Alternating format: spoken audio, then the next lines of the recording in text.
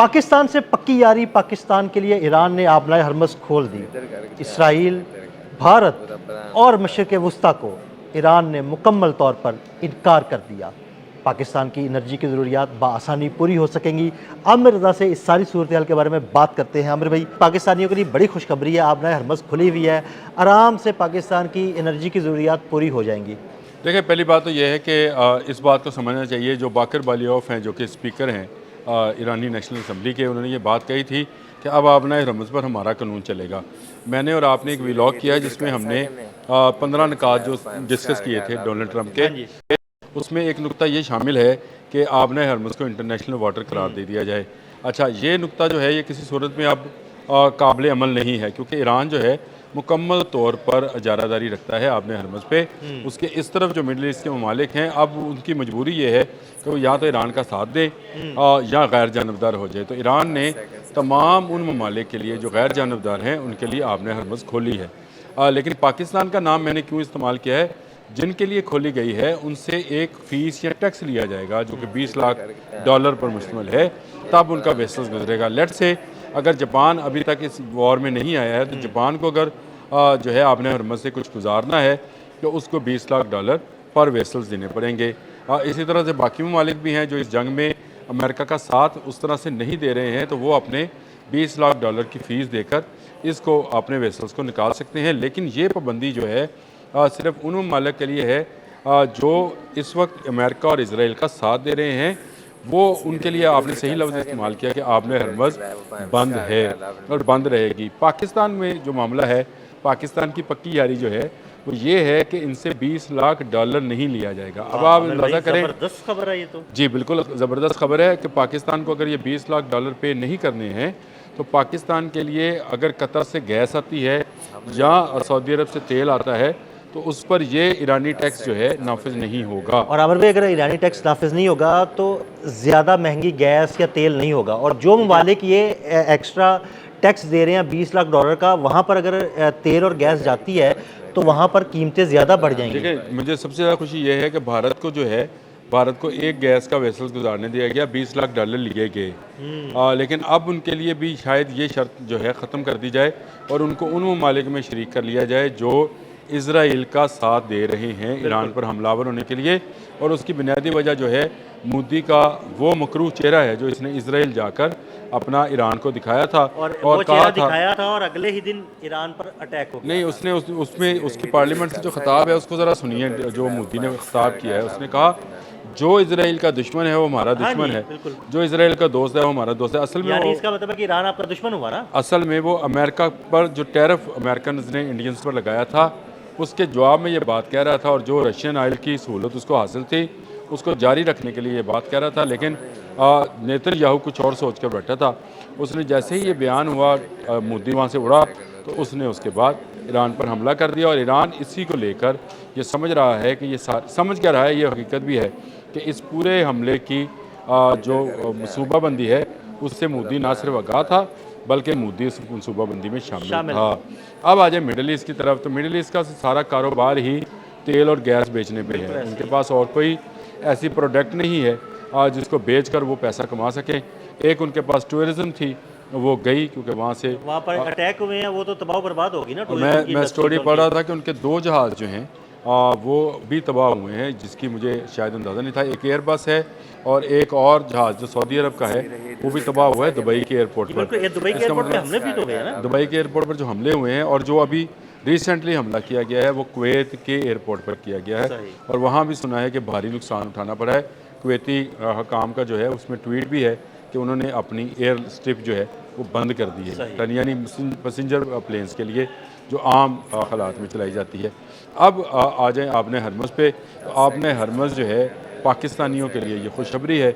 आपने बिल्कुल सही लफ्ज़ इस्तेमाल किया कि अगर हमें $20 लाख नहीं देने हैं तो हमें सस्ता जो है गैस और तेल मिलेगा, और हमारी यहाँ कीमतें जो हैं वो तेल की कुछ मुस्तहकम होंगी। मैं ये तो नहीं कह सकता कि ये कम होंगी, लेकिन गवर्नमेंट पे जो इंटरनेशनल मार्केट का रेट है तेल का, हमें सिर्फ वही वो पे करना है, हमें एक्स्ट्रा $20 लाख अदा नहीं करने पड़ेंगे। और दूसरी बात यह है कि हमने अब अपनी ऑयल रिफाइनरीज को अपग्रेड करने का भी मंसूबा बना लिया है। इससे हम ईरानी और रशियन तेल जो है उसको भी यहाँ पर साफ कर सकेंगे। ज़बरदस्त। यानी ये एक और पाकिस्तान एक और कदम उठा रहा है ताकि अगर समंदरी रास्ते से ना सही, अगर हमारा ज़मीनी रास्ते से भी तेल आ जाए तो उसको भी रिफाइनरी में। नहीं तो अगर अमेरिका ईरान से ये पाबंदियां हटा देता है कि तेल वो बेच सकता है इंटरनेशनल मार्केट में, तो क्या हम उससे तेल ले सकते हैं? और ले लेंगे तो फिर हम यहाँ पे आसानी से उसको रिफाइन भी कर लेंगे। देखिए बिल्कुल, हमने जो अटक रिफाइनरी बनाई थी, अटक के करीब कहीं तेल का कुआं समंदर नहीं है, ये आपको भी पता है, मुझे भी पता है। अटक ऑयल रिफाइनरी बनाई इसीलिए गई थी कि रशिया से और ईरान से जो तेल आएगा उसको वहाँ पर हम उसको रिफाइन अटक किया जाएगा। रिफाइन किया जाएगा। लेकिन वहाँ पे हुआ ये कि दुनिया 2 ब्लॉक्स में तकसीम हो गई, हम एक ब्लॉक में चले गए। रशिया जो है वो हमसे नाराज़ हो गया, इंडिया को तेल देना शुरू हो गया।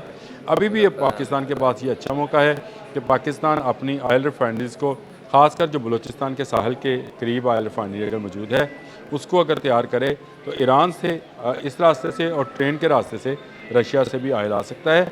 तो पाकिस्तान को ये तमाम रास्ते अभी खोलने होंगे। इस वक्त पाकिस्तान एक मरकज़ी हैसियत हासिल कर गया है क्योंकि अमेरिका को पाकिस्तान की ज़रूरत है इस जंग से बाहर निकलने के और लिए। भाई इसी से जुड़ा मेरा सवाल है कि अमेरिका को ज़रूरत है पाकिस्तान की इस जंग से बाहर निकलने के लिए, और मुज़ाकरात की बातें भी हो रही हैं, और ये बातें हो रही हैं कि मुज़ाकरात इस्लामाबाद में हो रहे हैं।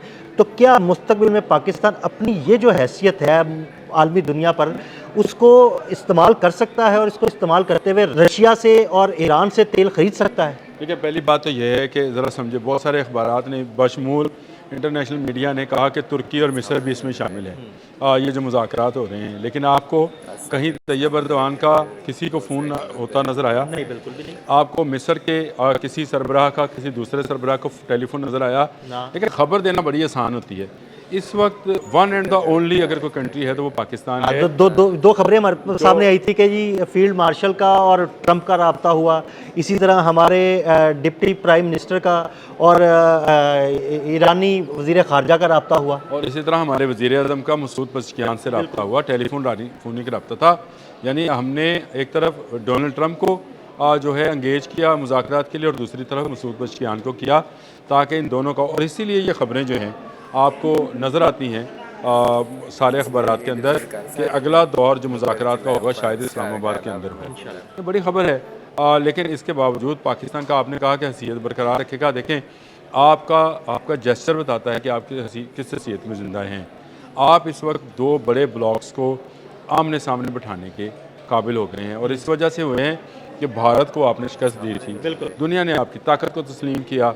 अब आपको तमाम वो ममालिक जो भारत से तंग है, जिनमें अमेरिका भी शामिल है या ईरान भी अब नया शामिल हुआ है, ये दोनों ब्लॉक अगर किसी मुल्क की बात सुनेंगे तो वो पाकिस्तान होगा। पाकिस्तान क्योंकि इस्लामी भाई ईरान के साथ है और अमेरिका के साथ हम हमेशा से जो है रहे हैं, उसी ब्लॉक का हिस्सा रहे हैं, रशियन ब्लॉक का कभी हिस्सा नहीं रहे हैं।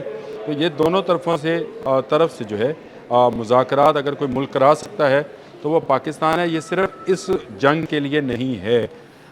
आप देखिएगा आने वाले वक्त में अगर मिडल ईस्ट में भी कोई ममालिक के अंदर मसाइल पैदा होंगे तो उसमें भी पाकिस्तानी ही मीडिया। देखिए, पाकिस्तान ने मिडल ईस्ट के सबसे बड़े मुल्क सऊदी अरब के साथ मुआहदा कर रखा है, और ये पाकिस्तान की एक अलग कुव्वत है।